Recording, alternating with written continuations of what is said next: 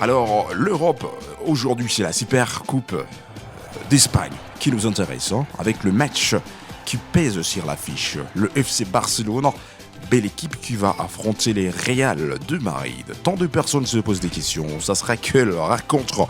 Et bien sûr, quand on parle de El Clasico, on voit le FC Barcelone et le Real de Madrid. Mais ça sera quelle compétition qui engagera deux belles formations pour s'affronter? Ce n'est pas la Liga espagnole, ce n'est pas l'UEFA Champions League, ce n'est pas la Super Coupe d'Europe.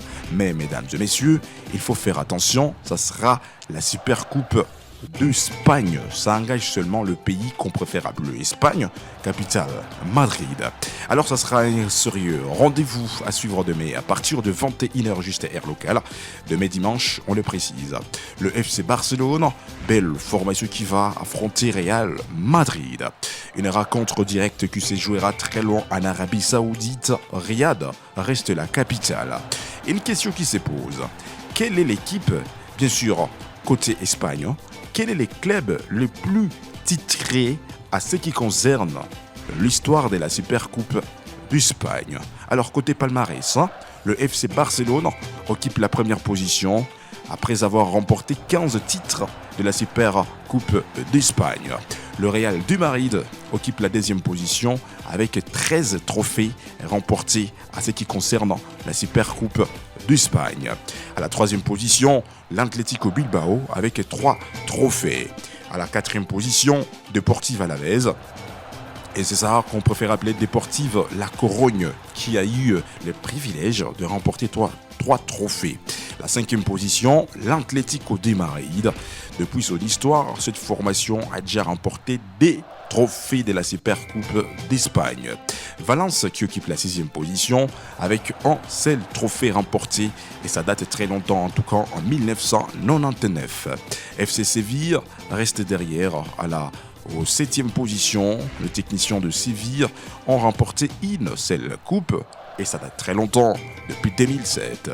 Alors, Real Zaragoza, l'équipe qui n'existe plus dans la Liga espagnole, malheureusement, ça date très longtemps, cette équipe avait pu trouver l'onction de remporter un seul titre et ça date très longtemps, depuis 2004.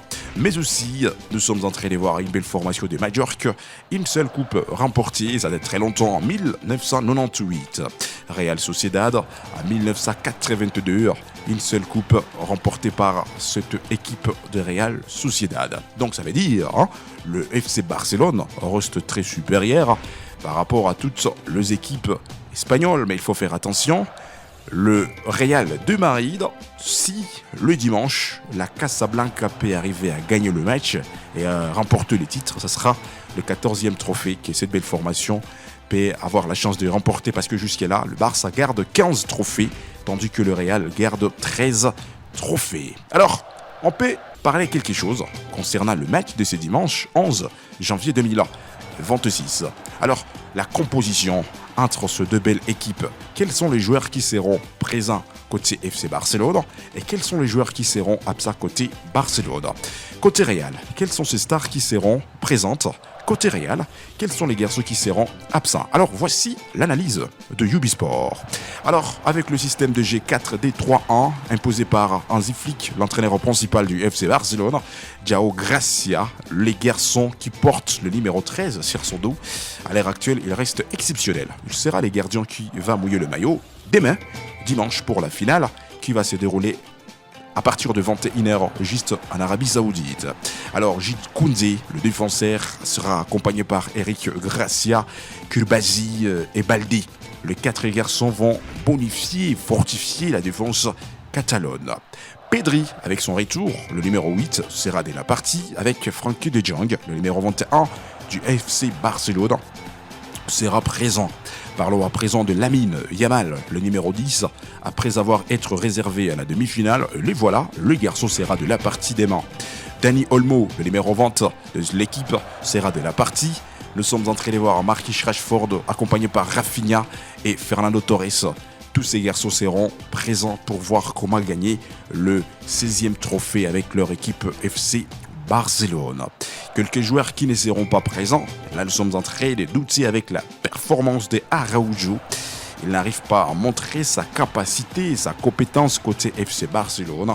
Alors, les garçons est incertain de nous livrer le match de demain avec le FC Barcelone. Côté Real de Madrid, qu'on se les dise, avec le système des 4 défenseurs, 3 médiataires et 3 attaquants, imposés par Xabi Alonso, Thibaut Courtois sera de la partie, mesdames et messieurs, accompagné par la défense de 4 garçons. Il y a Carreiras, le retour de Daïn Adulson, le technicien espagnol, sera de la partie. Rudiger, le numéro 22, sera de la partie. Valverde, le capitaine, sera de la partie. Alors, la médiane, là nous sommes en train de voir Eduardo Camavinga, technicien français, serait aussi utilisé dément, accompagné par Aurélien Tchouameni. Parlons à présent de la compétence de Jude Bellingham, l'anglais qui reste fort depuis le début de cette année 2026. Vinicius Junior, Kylian Mbappé, Rodrigo, parce que le retour de Kylian Mbappé est officiellement côté cette belle formation que nous sommes en train de vous parler, le Real de Madrid. Les garçons étaient absents lors son équipe avait affronté l'Atlético de Madrid il y a quelques jours. Alors, le Real qui arrive à gagner l'Atlético de Madrid par les scores de 2-1 et Kylian Mbappé était absent à cause d'une petite blessure sur sa cuisse gauche. Malgré tout, hier soir, Kylian Mbappé avait trouvé l'enthousiasme de voyager, quitter l'Espagne, direction très loin en Arabie Saoudite, dans les continents d'Asie, pour aller préparer le match, la finale de la Super Coupe d'Espagne avec les autres. Kylian Mbappé, le numéro 10, sera de la partie avec le Grand Real de Madrid. Alors, selon vous, mesdames et messieurs, quelle est l'équipe qui arrivera à gagner l'autre entre le Barcelone et le Real de Madrid? À vous les commentaires, à vous de nous parler, à vous de nous donner quelques statistiques. Mesdames et messieurs, Ubisport, nous sommes en train de dire que le meilleur gagnant, 50% pour le FC Barcelone et 50% pour le Real de Madrid. La tête est levée de Olivier Navarre. Et ce qui est bien fait aussi, c'est ce tableau penalty. Oh, ça semblait pourtant bien fait de la part de Denis Sapien. Merci de nous avoir suivis, mesdames et messieurs. N'oubliez pas de vous abonner sur notre chaîne Ubisport. Laissez vos commentaires, aimez, partagez pour ne rien zapper de prochaines actualités.